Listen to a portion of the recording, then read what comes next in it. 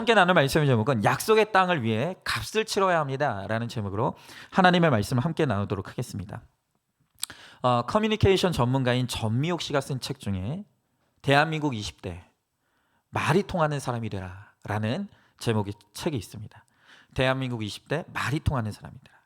자, 이 책을 보면요, 우리 20대들이 생각하는 취업을 위해 준비해야 될 스펙 5종이 있다고 합니다.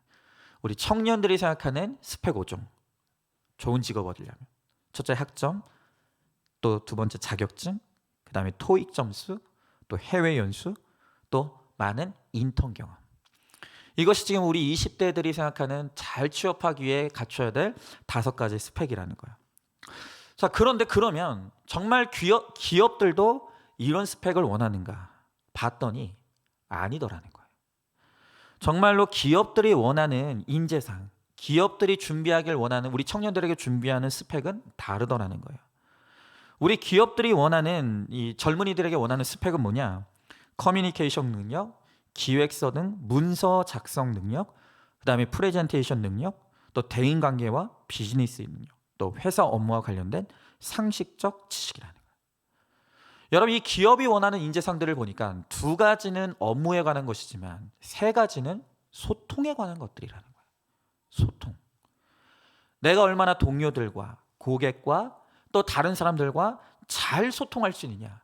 우리 기업들이 요구하는 인재상의 가장 중요한 덕목이 소통 능력이더라는 거예요. 여러분, 전 세계 20대가 가장 들어가고 싶어하는 기업 1위가 바로 구글입니다. 그런데 구글에서 입사 면접 때 지원자들에게 낸 문제가 뭐였냐 하면 이거예요. 8살짜리 조카에게 데이터베이스를 설명하시오. 여러분, 이 데이터베이스라는 게 얼마나 어려운 개념인 줄 아십니까? 근데 이걸 8살짜리 내 조카도 알아들을 수 있는 언어로 한번 풀어서 설명해 보라는 거예요. 뭘 요구하는 것입니까? 커뮤니케이션, 소통 능력이에요. 여러분, 기업이란 돈을 벌어야 하죠. 그런데 돈을 벌기 위해서 세대를 넘나드는 바로 이 소통 능력이 있어야 돈도 벌 수가 있다는 것입니다. 여러분, 자신의 꿈을 이루고 싶다면 누구와도 말이 통하는 사람이 되어야 됩니다. 말이 통하는 사람이라는 것은 누구와도 쉽게 통하는 사람인데 이게 진짜 쉬운 게 아니죠. 여러분, 이거는 학벌이 좋고 또 토익 점수가 높아도 이 소통이 안 되는 것은 그것과 별개라는 거예요. 아무리 똑똑해도 다른 사람과 소통하는 능력은 전혀 다른 것이라는 거예요. 여러분, 누가 진정한 소통을 할 수 있습니까? 그것은 약속의 땅을 알고 약속의 땅을 차지한 사람만이 알 수 있다는 거예요.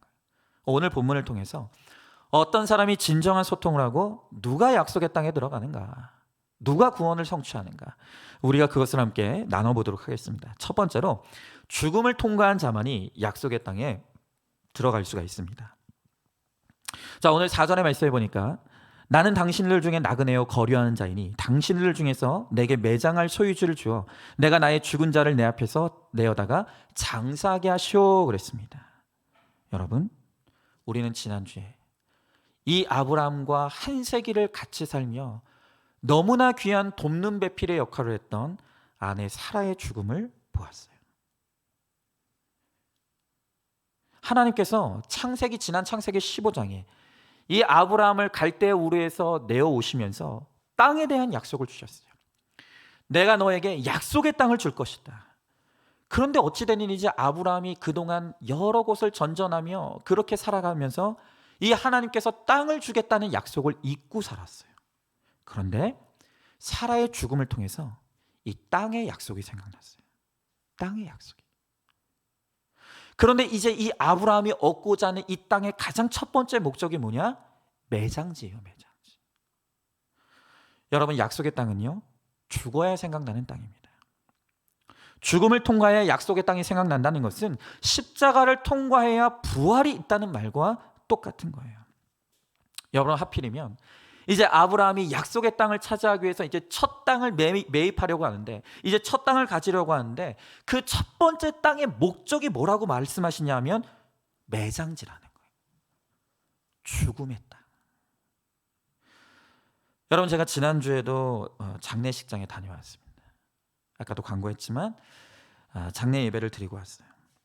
여러분, 제가 늘 이야기하지만 저는 수많은 예배들이 종류의 예배가 있지만 그 중에서도 장례 예배를 굉장히 중요하게 생각합니다. 어떤 분들은 죽음이 사고라고 생각하시는 분들이 있어요. 여러분, 죽음은 사고가 아닙니다. 사고란 어떤 사람에게는 일어날 수 있지만 어떤 사람에게는 일어나지 않을 수도 있는 선택적인 일이에요. 사고는 그런 거예요. 여러분, 그러나 죽음은요, 누구에게나 일어나는 것입니다. 남녀노소를 가리지 않습니까? 빈부격차를 가리지 않아요. 누구에게나 죽음은 반드시 일어나고 누구도 피할 수 없는 것입니다. 여러분, 그런 의미에서 죽음이라는 것은 사고가 아니라 삶이에요. 삶이에요. 여러분, 우리 교회는 큐티 목회를 하죠. 그래서 뭐 장례 예배든 뭐 개업 예배든 뭐 이사 신방이든 뭐 어떤 예배가 됐던 간에 그날 큐티 본문으로 설교를 합니다. 그런데 제가 지난주에 이제 장례 예배 때 그때 그날 주어졌던 큐티 본문이 창세기 27장이었어요. 그런데 그날 그 창세기 27장 2절의 말씀에 보면 이삭이 죽음에 대해서 정의하면서 죽음을 뭐라고 말하냐면 죽음이란 언제 맞이할지 모르는 것이라고 이삭이 정의해요. 죽음이 뭐라고요? 언제 맞이할지 모르는 것. 여러분, 죽음은 나이 들고 병 들면 찾아오는 게 아니에요. 여러분, 오죽하면 뭐라고 합니까? 우리가 나올 때는 순서가 있지만 죽을 때는 순서가 없다 그랬어요. 그러니까 이 죽음이라는 건 오늘 내가 맞이해도 하나도 이상할 것이 없는 것, 그게 바로 죽음이라는 거예요. 여러분, 죽음이 우리 코앞에 있습니다. 죽음은 우리의 삶의 길에서 늘 우리와 함께 가고 있는 거예요. 그런데도 참 이상한 게 뭔지 아십니까? 이렇게 죽음이 우리와 늘 함께 가고 있고 죽음이 우리 코앞에 있음에도 불구하고 많은 사람들이 죽음을 생각하지 않아요. 내 인생에 죽음이 있다는 것을 잊고 살아요. 그러면서 마치 내 인생에는 절대 죽음이라는 사건이 오지 않을 것처럼 바쁘고 분주하게 정신없이 살면서 아무런 준비도 대비도 하지 않는 거예요. 그러다 어느 날 내가 사랑하는 사람들이 죽는 사건이 찾아오면 큰 고통 가운데 무너지는 것이죠. 여러분, 그러나 우리 믿음의 사람들의 특권이 뭔지 아십니까? 그것은 죽음을 묵상하며 죽음을 잘 준비하는 거예요. 여러분, 우리 믿음의 사람들은 우리의 살아가는 날 동안 죽음과 함께 동행하며 가는 거예요. 그러면서 언제 죽음이 나에게 찾아온다 할지라도 그 죽음을 기쁘게 맞이할 수 있는 준비를 하는 것이 바로 우리의 믿음의 삶이라는 것입니다. 여러분, 믿음으로 죽음을 잘 준비한 사람은 별 인생이 없다는 것을 알아요. 세상에서 아무리 많은 것을 쌓았더라도 떠날 때는 갑자기, 그리고 그 쌓아놨던 걸 다 두고 떠나야 된다는 것을 아는 거예요. 죽음을 묵상하는 사람은 그걸 알아요. 여러분, 믿는 사람들에게는 죽음은 슬프고도 기쁜 일이에요. 하지만 믿음이 없는 불신자들에게 죽음은 슬프고도 또 슬픈 것이 죽음이에요. 여러분, 이렇게 죽음이라는 똑같은 사건을 맞이해도 믿는 사람과 믿지 않는 사람이 갖는 이 죽음의 의미는 완전히 다르다는 것이에요. 여러분, 그런데 오늘 놀랍게도요, 이 아브라함이 얼마나 믿음의 사람입니까? 그럼에도 불구하고 이 아브라함도 죽음을 생각하고 있지 않았어요. 그러다가 내가 사랑하는 사라가 죽고 나서야, 그때서야 죽음이 있었구나, 죽음이 있는 것이구나, 사라가 죽는 사건을 통해서야 비로소 이 아브라함도 죽음을 묵상하게 되었다는 거예요. 여러분, 그만큼 우리가 이 죄악된 삶을 살아가면서 죽음을 묵상하며 살아간다는 것은 그 쉬운 게 아니에요. 여러분, 바로 그런 이유 때문에 오늘 하나님은 이 내가 사랑하는 사라의 죽음을 통해서 이 아브라함에게 죽음을 묵상하게 하십니다. 그리고 죽음을 준비하라고 말씀하시는 거예요.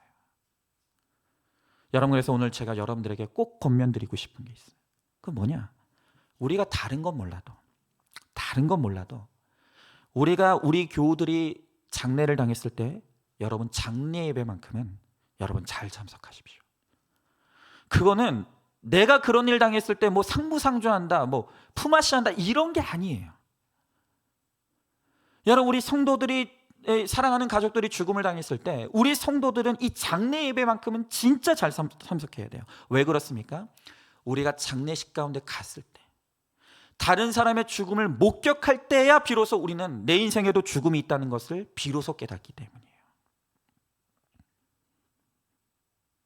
아브라함도 사라의 죽음을 목격하기 전까지는 죽음이 있다는 사실을 까맣게 잊고 있었어요.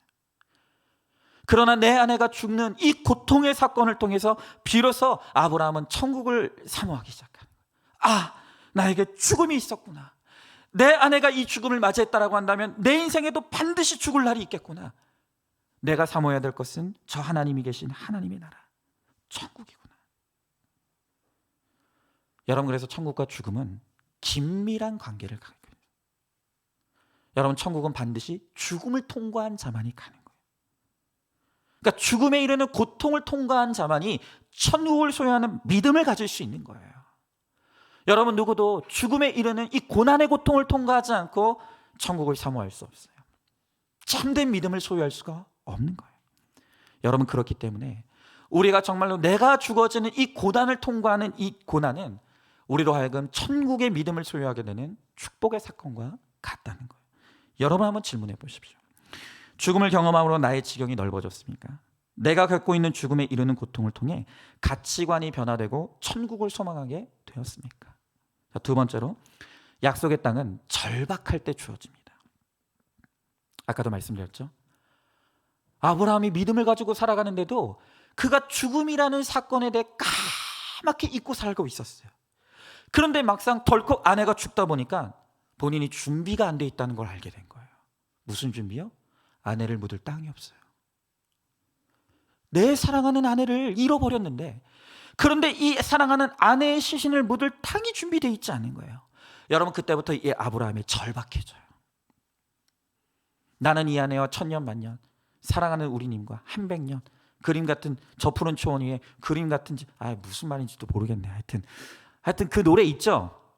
나는 그냥 그렇게 살 줄 알았는데, 비록 이 아내도 나도 늙었지만 이 아내가 이렇게 빨리 죽으리라는 건 몰랐던 거예요.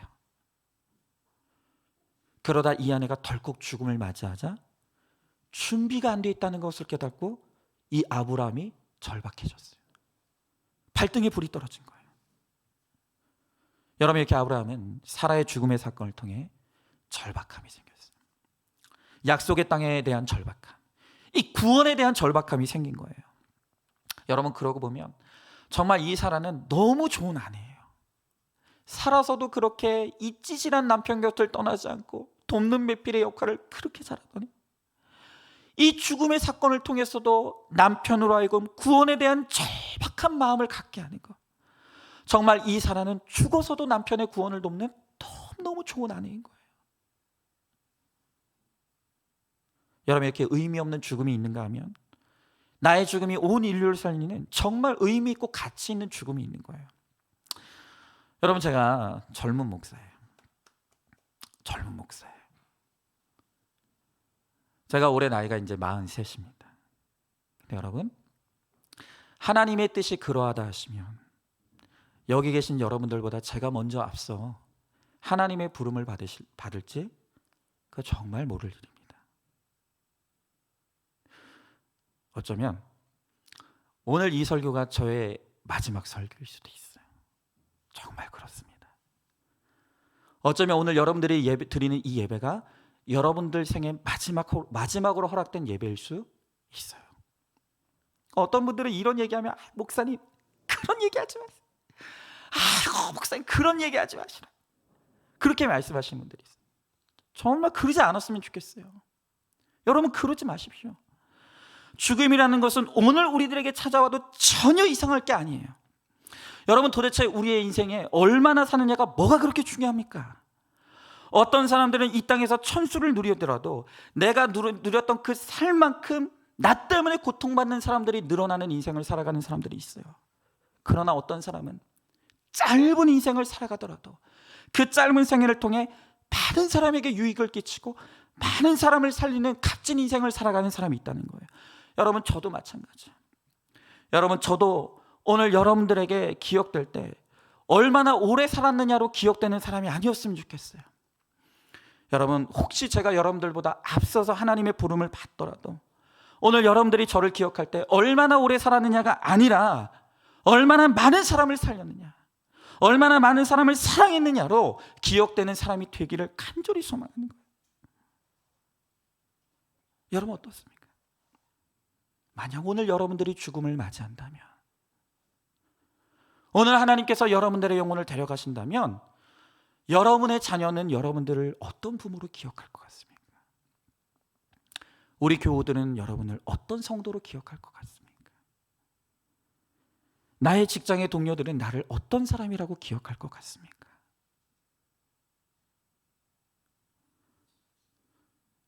여러분, 오늘 이 아브라함은 아내의 죽음을 맞이하면서 한 가지 깨달은 게 있어요.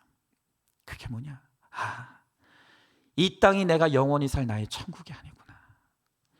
여기는 내가 잠시 거쳐가는 정거장과 같은 곳이고, 내가 정말로 가야 될 나의 본향은 바로 하나님이 계시는 저 하나님의 나라구나.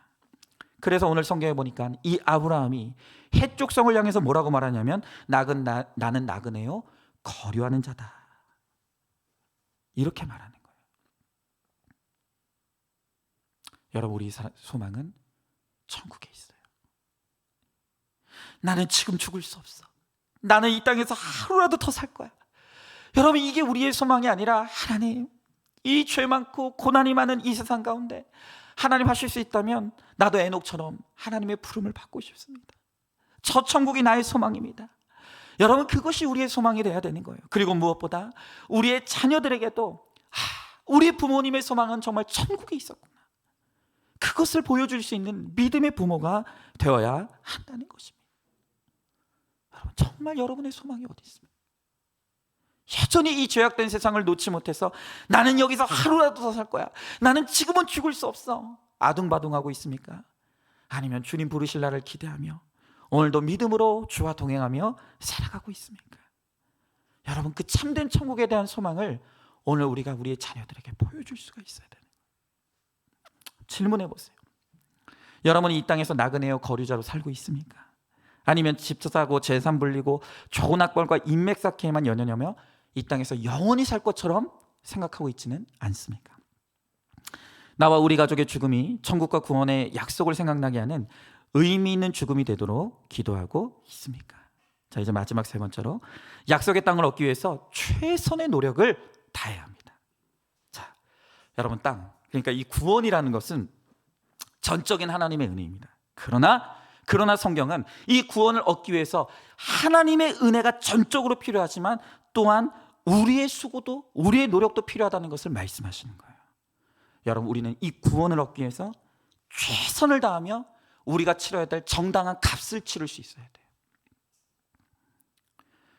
여러분, 하나님은 우리로 하여금 해야 할 일이 있으면 끝까지 하게 하시는 분입니다.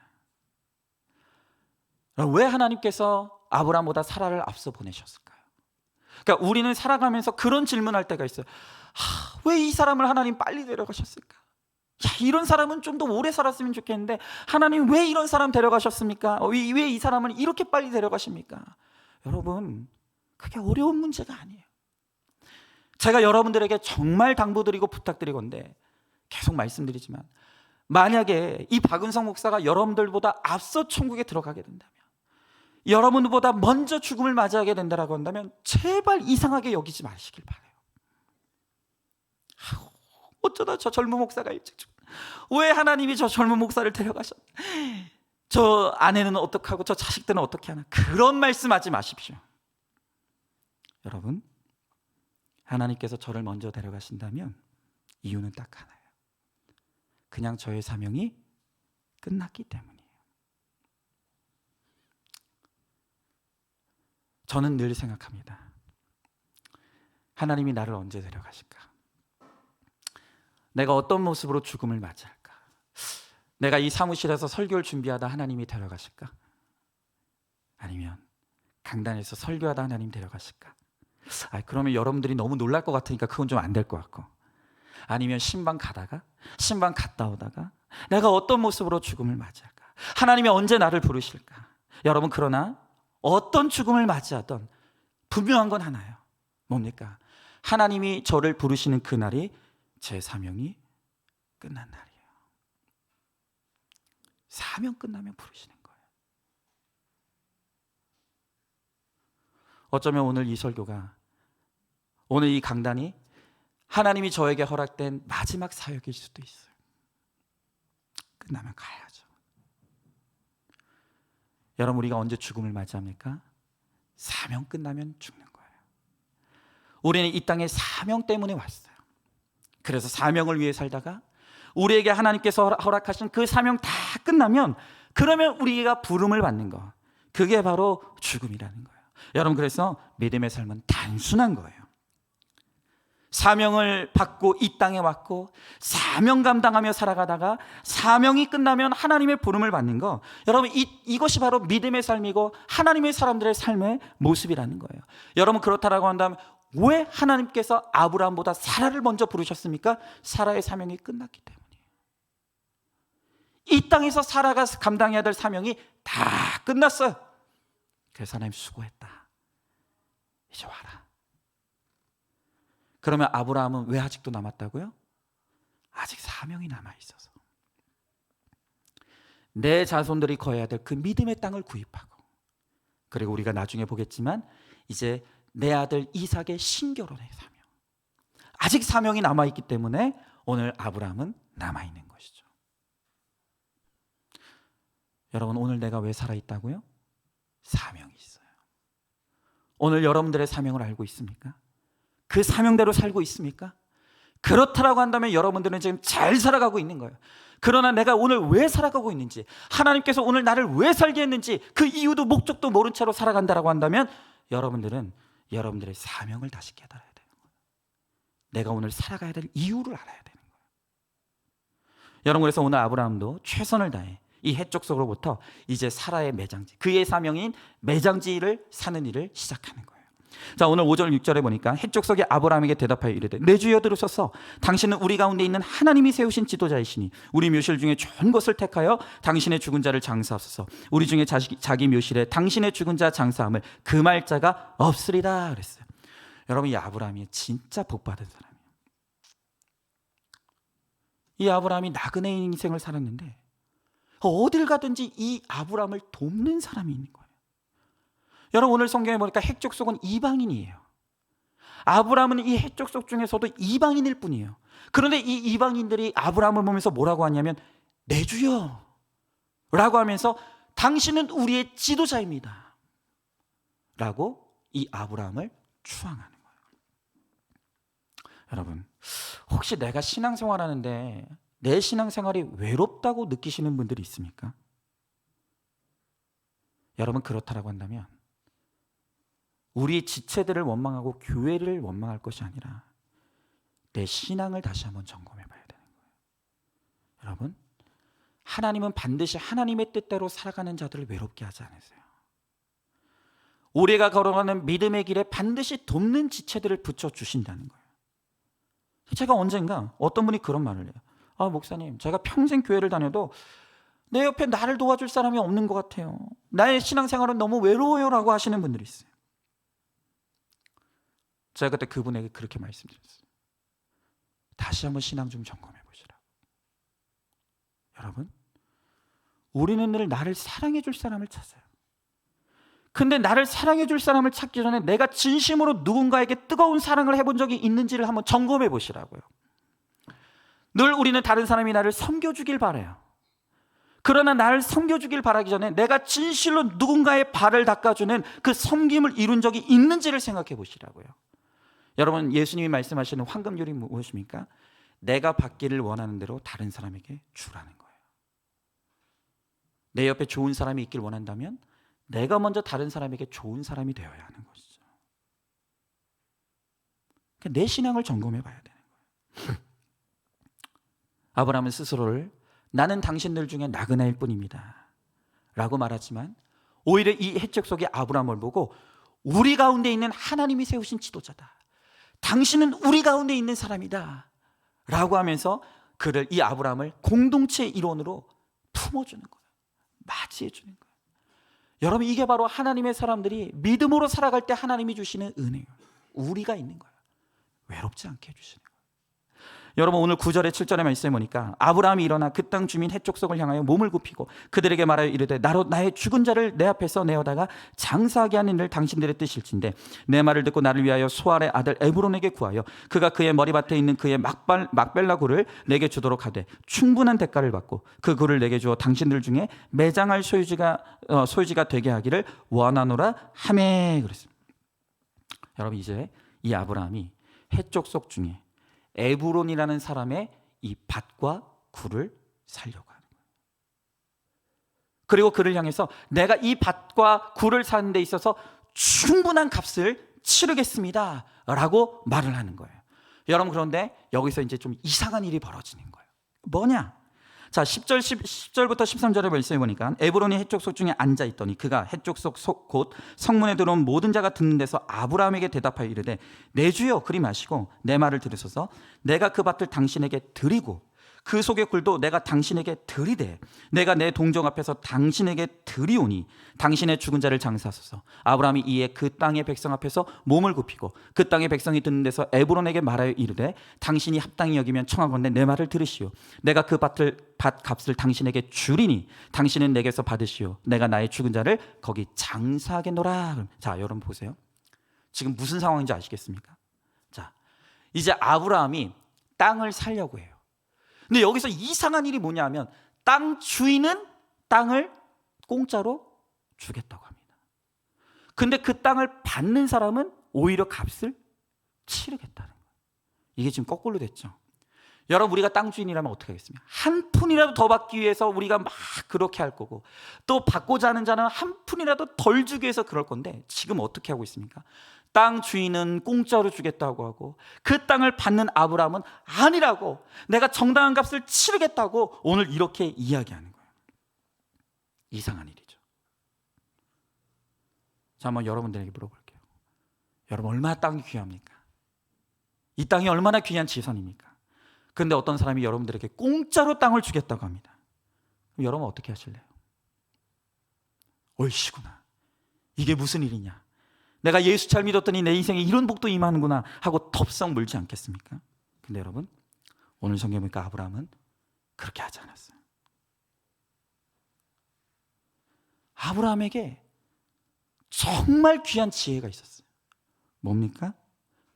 여러분 이 땅에 두 가지 법칙이 있습니다. 첫째로 값싸고 좋은 건 없어요. 두 번째로 공짜는 없습니다. 이 세상에 공짜가 어디 있습니까? 여러분 더구나 믿음 없는 사람이 대가로 호의를 베푼다? 믿음이 없는 사람이 대가로 호의를 베푼다? 여러분 이건 일단 이상할 일로 여겨야 되는 거예요.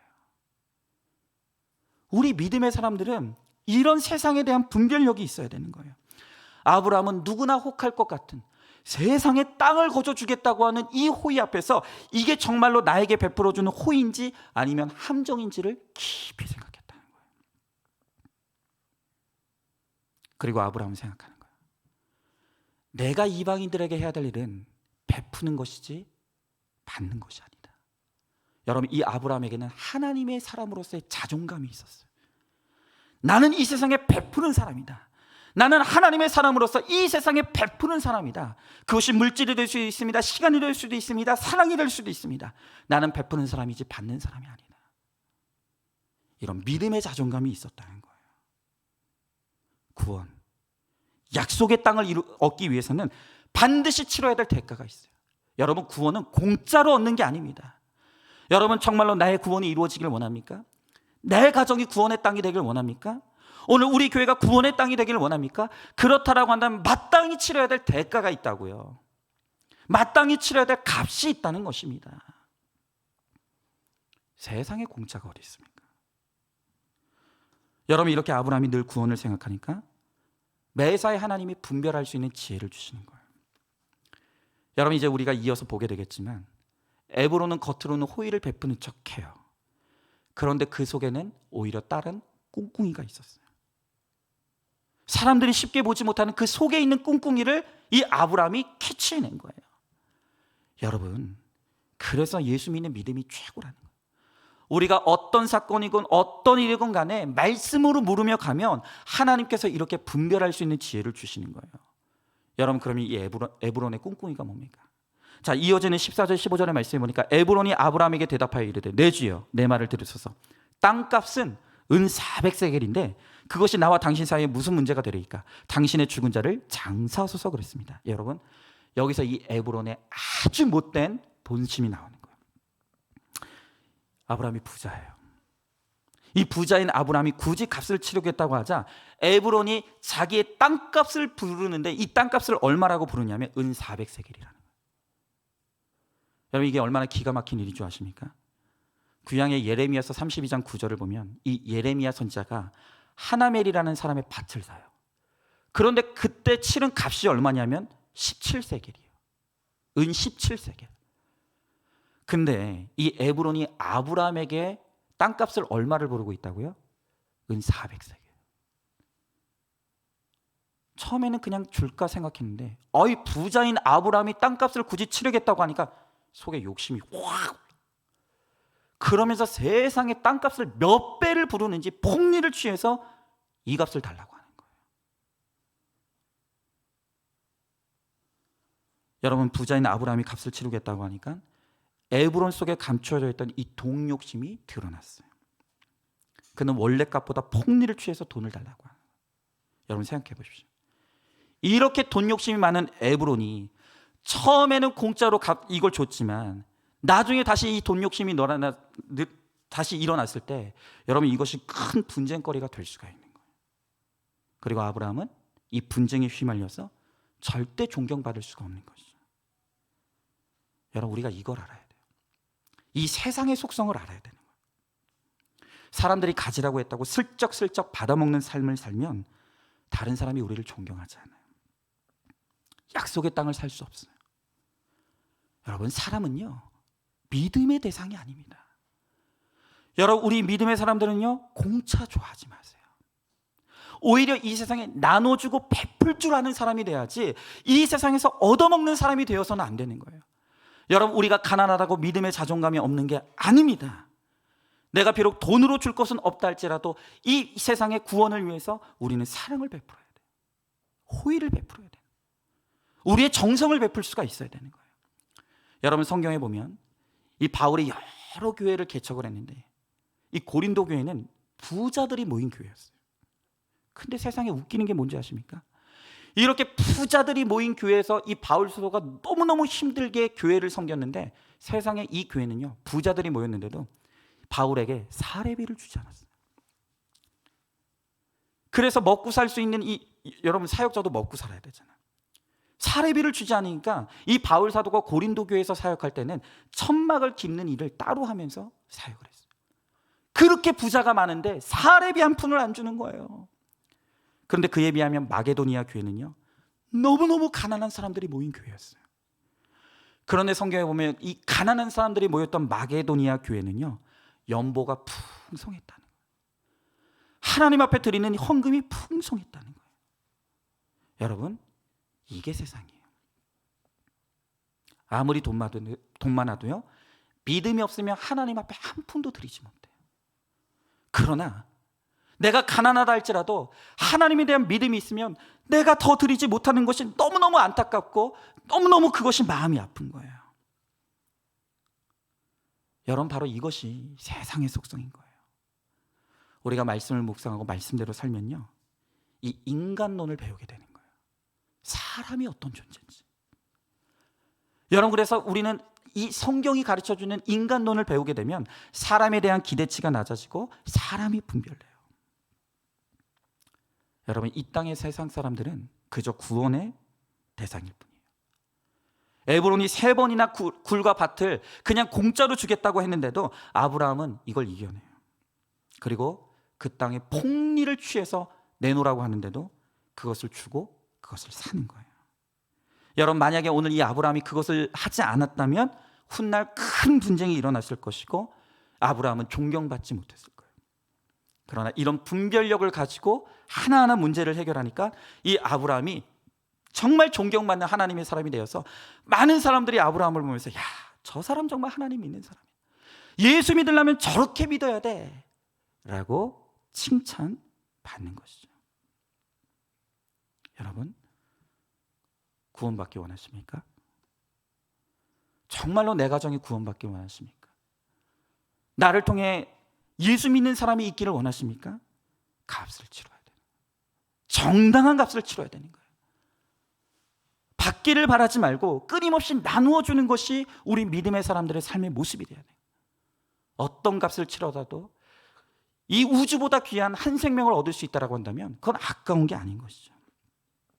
오늘 마지막으로 16절부터 20절의 말씀에 보니까 아브라함이 에브론의 말을 따라 에브론이 헷족속이 듣는 데서 말한 대로 상인이 통용하는 은 400세겔을 달아 에브론에게 주었더니 마므레 앞 막벌레 굴에 있는 에브론의 밭 곧 그 밭과 거기에 속한 굴과 그 밭과 그 주위에 둘린 모든 나무가 성문에 들어온 모든 헷족속이 보는 데서 아브라함의 소유로 확정된지라. 그 후에 아브라함이 그 아내 사라를 가나안 땅 마므레 앞 막벨라 밭 굴에 장사하였더라. 마므레는 곧 헤브론이라. 이와 같이 그 밭과 거기에 속한 굴이 헷족속으로부터 아브라함이 매장할 소유지로 확정되었더라 그랬어요. 여러분, 아브라함은 아무 문제 제기하지 않고 큰 돈을 지불했고 드디어 그 밭이, 그 땅이 아브라함의 소유로 확정이 되었어요. 여러분, 이렇게 약속의 땅을 얻어내는 거, 한 사람의 구원을 얻어내는 게 이렇게 힘든 일이에요. 너무너무 힘든 일이에요. 최선을 다해서 마지막까지 내가 할 수 있는 모든 것을 다해서 오늘 그렇게 수고하고 헌신하고 베풀 때, 그때서야 주어질 수 있는 것이 바로 한 사람의 구원이라는 거예요. 여러분, 믿음은 보이지 않지만 믿음으로 바라보고 영적 상속자를 얻기 위해서 이렇게 아낌없이 물질을 투자하는 것, 이게 바로 약속의 땅을 얻는 비결이라는 거예요. 여러분, 돈은 이렇게 쓰라고 주시는 거예요. 여러분, 존 웨슬리, 감리교의 창시자인 이 존 웨슬리가 이런 말을 했습니다. 벌 수 있을 만큼 벌어라. 그리고 할 수 있을 만큼 절약해라. 그리고 줄 때는 모든 것을 주어라. 다시요. 벌 수 있을 만큼 벌어라. 그리고 할 수 있을 만큼 절약해라. 그리고 줄 때는 모든 것을 주어라. 여러분, 다른 사람을 위해서 돈을 벌고 다른 사람을 위해서 절제하는, 여러분, 내가 돈을 벌고 내가 절제하는 것도 다른 사람의 구원을 위해서 하는 거예요. 여러분, 이거는 십자가의 정신이 없으면 할 수 없는 거예요. 아니, 내가 돈 벌고 내가 먹고 살기도 바쁜데 무슨 다른 사람 위해서 하냐. 여러분, 이거는 이방인의 가치관인 거예요. 여러분, 우리는 왜 돈 번다고요? 남 주려고. 왜 절제한다고요? 남 주려고요. 여러분, 우리 자녀들에게도 마찬가지입니다. 여러분, 우리 자녀들 공부 치리도 안 하잖아요. 우리 자녀들 공부하라고 할 때 뭐라고 합니까? 야, 남 주려고 공부하냐? 다 너 잘 되라고 공부하는 거야. 너 잘 되게 하려고 공부하라고 하는 거야. 아니에요. 여러분, 우리 자녀들을 그렇게 가르치면 안 되는 거예요. 여러분, 우리는 우리의 자녀들이 왜 공부 열심히 해야 됩니까? 왜 공부 잘해야 됩니까? 공부해서 남 주려고요. 공부해서 남 주려고요. 왜 내 자녀들이 이 세상에서 잘 돼야 됩니까? 나의 잘됨을 통해서 많은 사람들이 유익을 얻으려고요. 여러분, 우리 자녀들에게 이 하나님 나라의 가치관을 심어줘야 되는 거예요. 그저 나 하나 잘 돼서 나 혼자 잘 먹고 내 가족이나 편안하게 살고, 여러분, 이런 이기적인 가치관으로 살아가면 그것이 무슨 유익이 있겠습니까? 오늘 우리가 우리 자녀들에게도, 얘야, 너 공부 열심히 해서 열심히 돈 벌어서 남 주는 인생 되거라.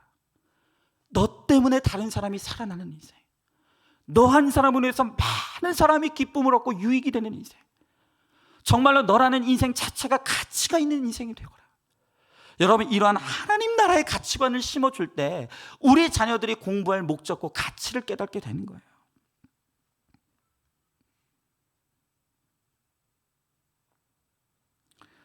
여러분, 오늘 이 아브라함이 사라의 죽음을 통해서 비로소 깨닫게 되는 거예요.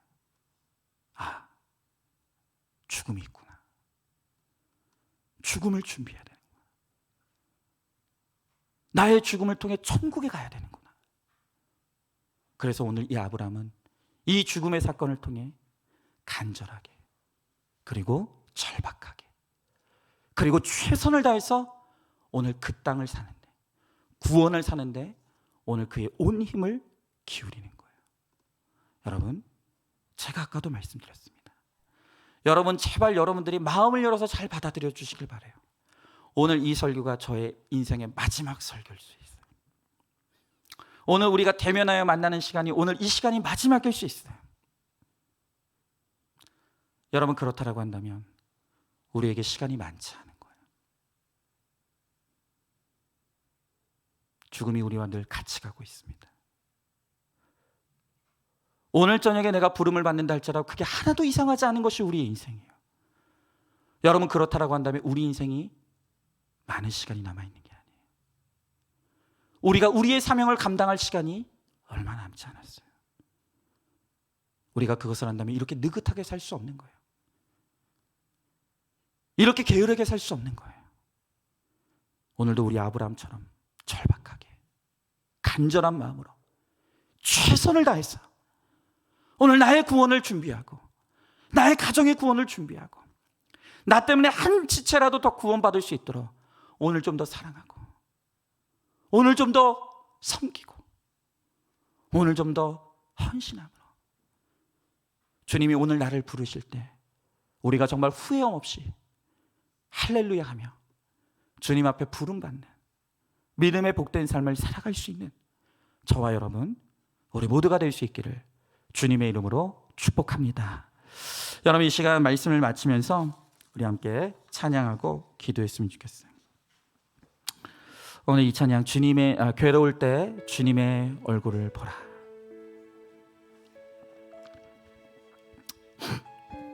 오늘 사라가 오늘 아브라함이 그렇게 믿음으로 산다고 하는데도 내 인생에 죽음이 있다는 사실을 잊고 살았어요.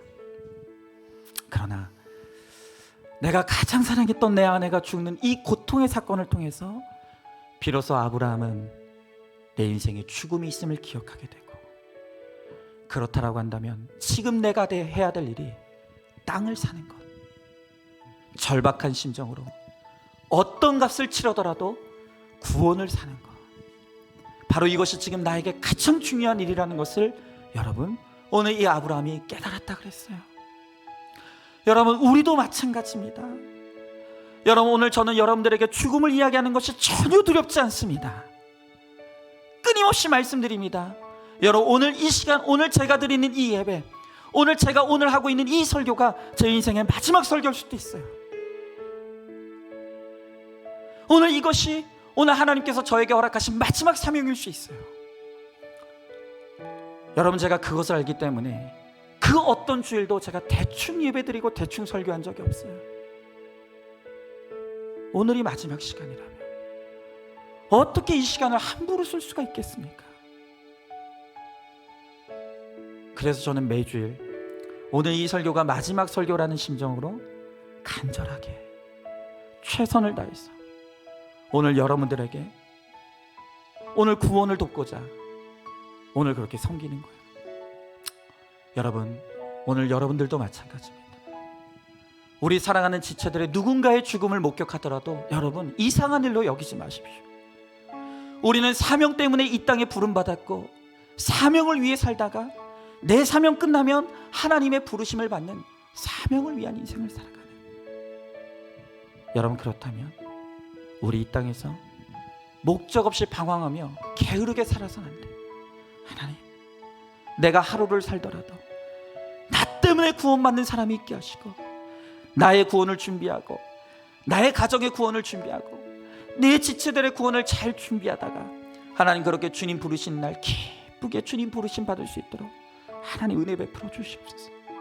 여러분, 우리 괴로울 때 이 땅에서 나그네 삶을 살아가면서 우리 괴로운 고난이 닥쳤을 때, 아, 여기가 나의 천국이 아니구나, 내가 가야 될 곳은 나의 본향 하나님의 나라구나, 여러분, 주님의 얼굴을 바라보며 이 나그네 인생 사명을 잘 감당하다가 어느 날 주님의 부르심을 잘 받는 우리가 다 되길 원해요. 오늘 이 찬양 우리 같이 찬양하면서 우리 주님의 얼굴 바라보길 소망하는 마음, 우리 이 찬양 같이 찬양하겠습니다. 괴로울 때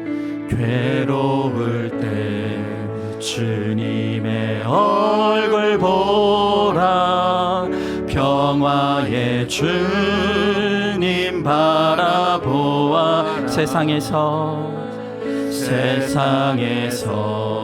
시달린 친구들아 위로의 주님 바라보아 눈을 들어 주를 보라 눈을 들어 주를 보라 내 모든 염려 주께 맡겨라 슬플 때에 주님의 얼굴 보라 사랑의 주님 안식 주 2절 찬양합니다. 힘이 없고 내 마음 연약할 때 능력의 주님 바라보 주님의 이름을 부르십시오. 주의 이름 부르는 모든 자는 힘주시고 늘 지켜 눈을 들어 주를 보라 눈을 들어 주를 보라 내 모든 염려 주께 맡겨라 슬플 때에 주님의 얼굴 보라 사랑의 주님 우리 2절 한 번 더 찬양합니다. 힘이 없고 내 마음 연약할 때 능력의 주님 바라보 주의 이름을 부르는 모든 자는 주의 이름 부르는 모든 자는 힘주시고 늘 지켜 눈을 들어 주를 보라 눈을 들어 주를 보라 내 모든 염려 주께 맡겨라 슬플 때에 주님의 얼굴 보라 사랑의 주님 안식 눈을 들어 주를 보라 눈을 들어 주를 보라 내 모든 염려 주께 맡겨라 슬플 때에 주님의 얼굴 보라 사랑의 주 우리 믿음으로 한 번만 더 고백하기를 원합니다. 눈을 들어 주를 보라 눈을 들어 주를 보라 내 모든 염려 주께 맡겨라 슬플 때에 주님의 얼굴 보라 사랑의 주님 안식 주리라. 아멘. 여러분 이 시간 우리 기도하기 원합니다. 저도 하나님 앞에 구합니다. 하나님이 언제 저를 부르실지라도 후회가 없는 인생이길 원합니다.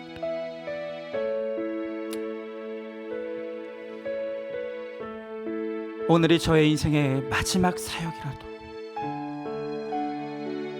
하나님 앞에 부끄러울 것이 없도록 내가 할 수 있는 모든 수고와 내 절박함과 내 모든 것을 쏟아내고 그렇게 하나님 앞에 부름받기를 원합니다.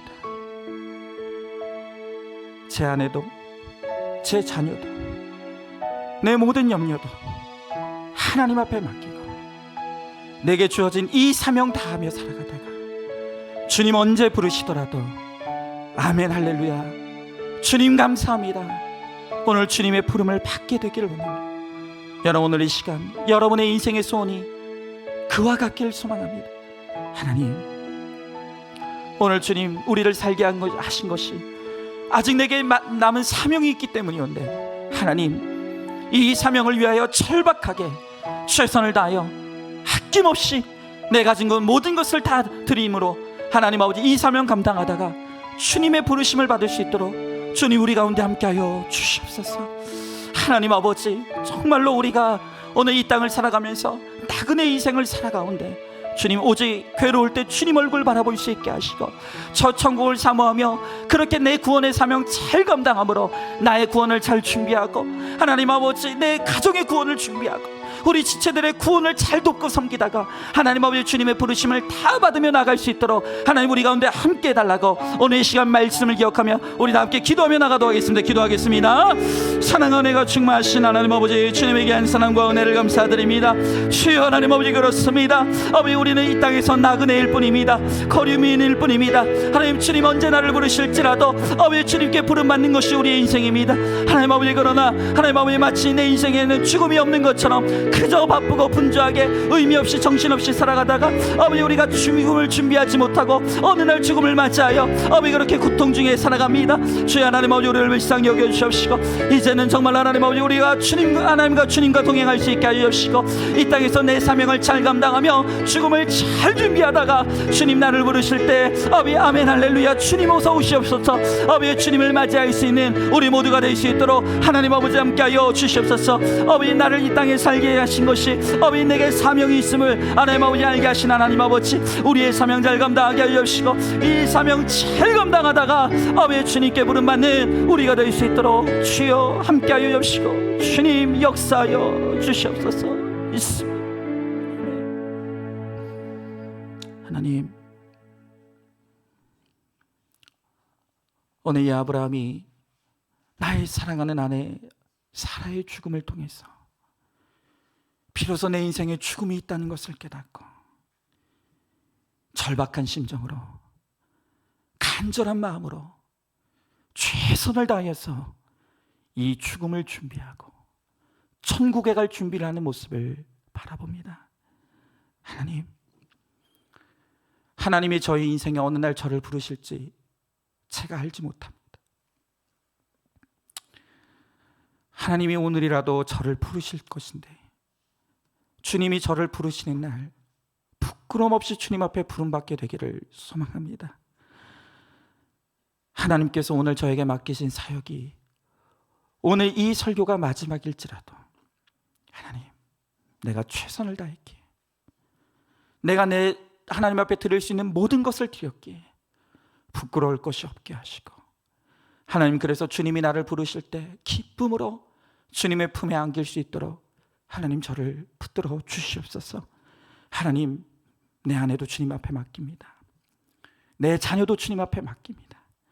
내 모든 염려를 다 주님께 맡깁니다.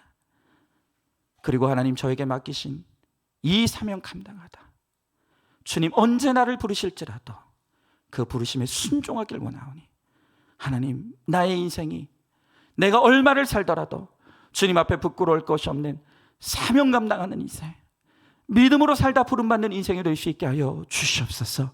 하나님, 오늘 우리 사랑하는 성도들도 이 땅에서의 우리의 삶이 나그네와 거류민인 것을 잊지 않게 하시고 하나님, 우리가 괴로울 때, 고난이 있을 때 주님의 얼굴을 바라보며 이 땅에서 죽음을 잘 준비하다가 하나님, 그렇게 주님 부르실 때 하나님 기쁘게 주님 앞에 부름받으며 천국의 한복판에서 우리가 다시 만나 죄의 기쁨과 소망을 누리는 우리 모두가 될 수 있도록 우리 주님께서 함께하여 주시옵소서.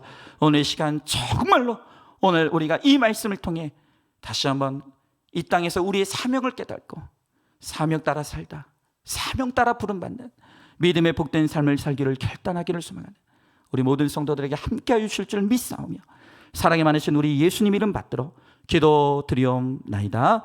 아멘. 이제는 우리 주 예수 그리스도의 은혜와 하나님의 사랑과 성령의 교통하심이 이 땅에서 나그네요 거류민의 삶을 살아가면서 내게 주어진 시간 동안 나의 구원의 사명을 잘 감당하고 주님 나를 부르실 때 나의 본향 저 천국으로 기쁘게 들어가게 되기를 소망하는 사랑하는 모든 성도들 머리머리 위에 이제로부터 영원토록 함께 계실지어다. 아멘.